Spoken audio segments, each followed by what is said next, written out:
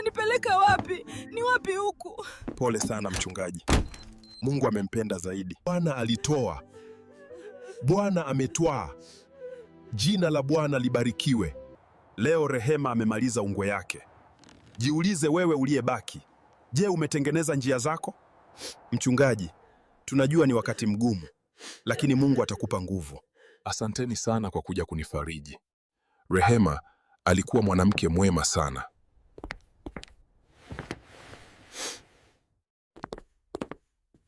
Nina imani safari hii nikisimama madhabahuni tu watu wote wanaanguka.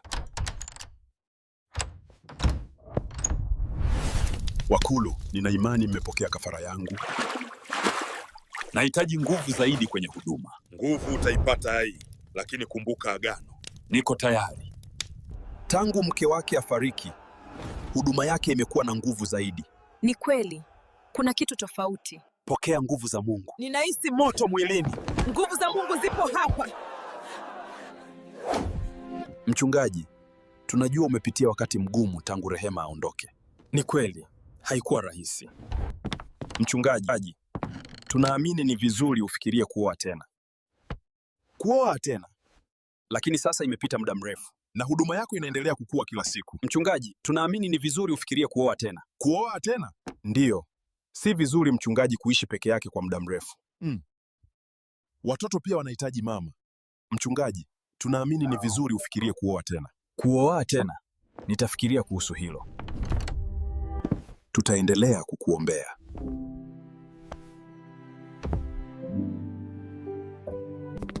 Bwana Yesu asifiwe baba. Ameni mwanangu. Bwana Yesu asifiwe baba. Ameni mwanangu. Unaitwa nani binti yangu? Asante baba. Naitwa Amina.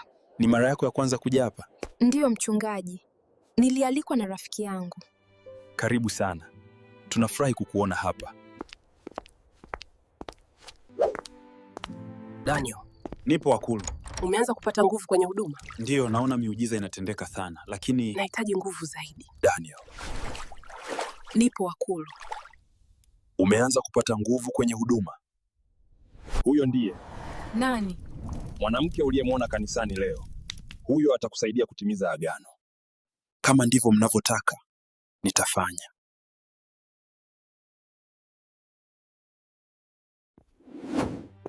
Mchungaji, umemwona yule dada mpya kanisani anaitwa Amina? Ndiyo, nilikutana naye wiki refu sana. Tumeona pia anapenda maombi.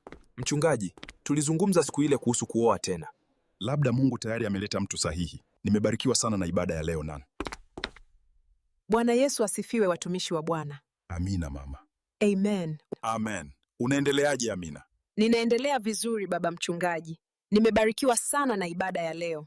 Tutafurahi kukuona ukiendelea kushirikiana nasi kwenye huduma.